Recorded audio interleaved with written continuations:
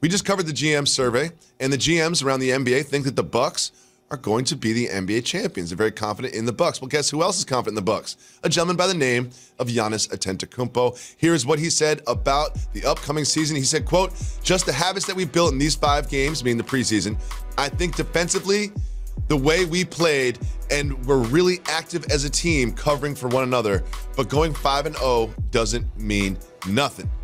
As we move forward, it gets harder and harder, and hopefully in these 5 games, we build good habits that can carry over into the regular season." Jalen Rose, the Bucks are 5-0 in the preseason, as Giannis mentioned, and the GMs think that the Bucks are going to be champions. What do you think could hold this team back in the Eastern Conference?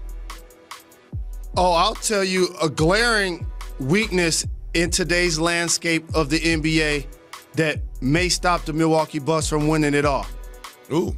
You tell me your top duos in the league this year. Oh, I've got tons.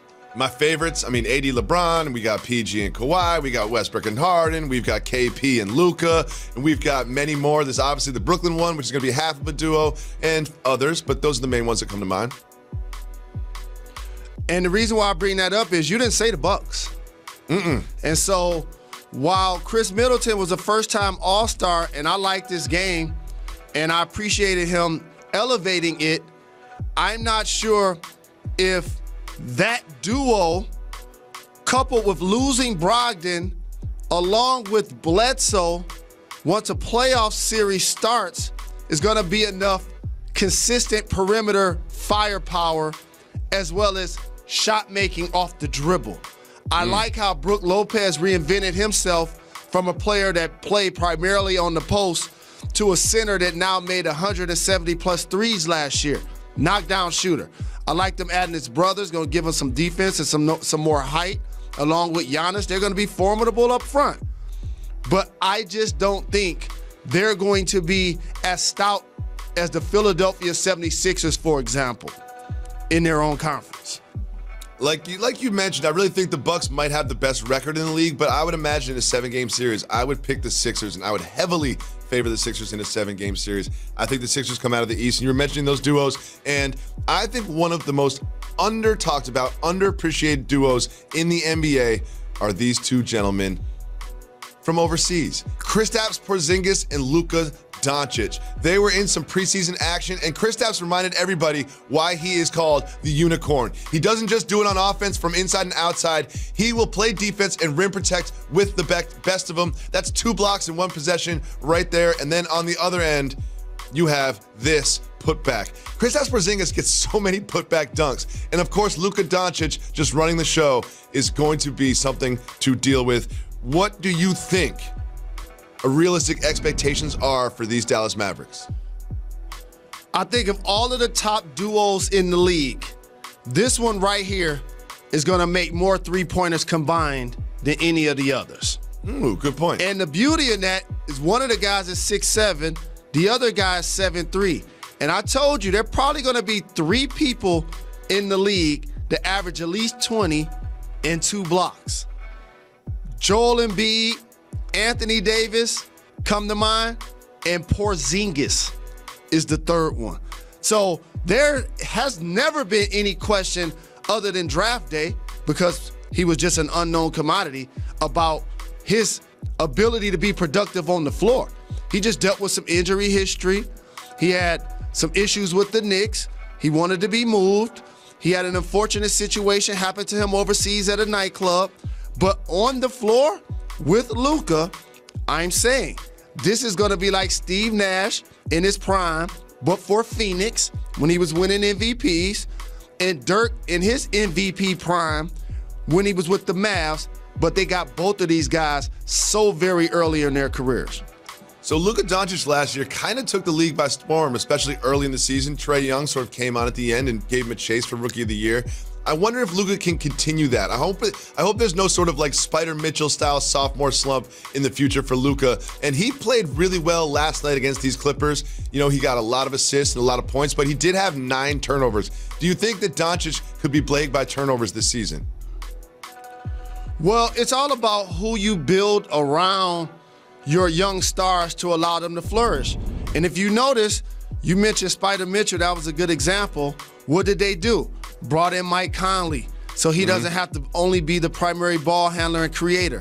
Brought in Bogdanovich, a guy that could get his own shot off the dribble and can shoot the three. For Luka, that's what the Mavs will now do. You see that those are going to be that's going to be your dynamic duo. So now you continue to build out the roster to guys that help support their strengths. And I think that Rick Carlisle and his coaching style is going to allow those guys to continue to flourish. They're going to be dynamic to watch. I do not expect Luka to take a step back in his development.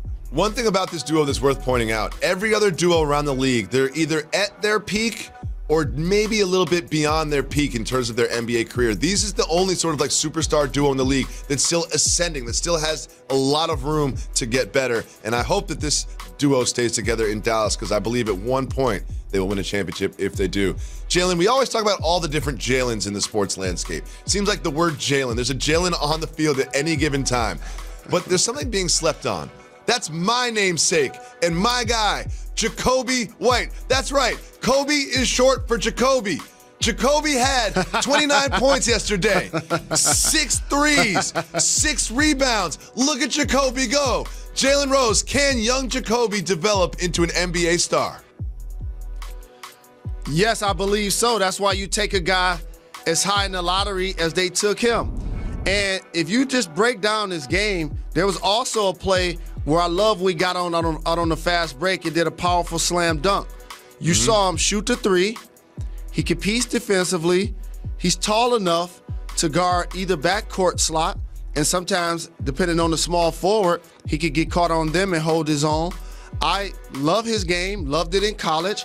I think he does have what it takes to be a terrific young player, but I'm disappointed in you in something. Your Die Easy fandom caught up with you on his topic. You know What why? happened? We just talked about Rookie of the Year candidates, and you didn't even mention his name. Well, listen, let me tell you something else. I will I will never stand for any Jacoby slander on this show, no matter which Jacoby it is. But I say this to Jacoby White just to try to help his game a little bit. You can't have 29 points, 6 boards, and 0 assists, young man. You gotta get 1 assist. You gotta get 1 assist somehow. Like, come on. You know you got the ball in your hands a lot if you score 29 points. You are a point guard in the NBA. You should have an assist. Come on, Jacoby. I love you, Jacoby. I'm just trying to get you better. That's all. Tough love from Jacoby to Jacoby. Moving on. Well, the gentleman that the GMs think will be the Rookie of the Year, Zion Williamson, there is some bad news. Adrian Wojnarowski let us know that Zion Williamson is going to be out for weeks. It's not a severe knee injury that he has, but he is going to miss some regular season time. Jalen Rose, how much of a concern is Zion's health for the Pelicans? It has to be a major concern, and I talked a lot about this when he was in college. While he's a freak athlete, we have not seen that body type on any player. How about this for you? He's the second heaviest player in the entire NBA. Just think about that for a second. Boban is the only person that tips the scales more than Zion. And he's over 7 foot tall. Zion is 6'7". I can't imagine. I know that they got to be close. Jokic has to be heavier than Zion. I can't imagine a world in which Jokic doesn't weigh more than Zion Williamson. It's got to be close. I need to see those numbers. I need to see this. Because if you look at Jokic next to Zion and you tell me Zion weighs more, I don't think so. I'm not buying it. Jokic definitely Jokic is listed at 249. You're trying to tell me that Zion Williamson is around 280, weighs 30 more pounds than my man Jokic? Either way, the point still stands at 6'7", 285 pounds. But explosiveness, like a Sean Kemp, who I compare him to, who was 6'10". And so that geometry has never been done. And if you look at the times he's gotten hurt, exploded a gym shoe in college.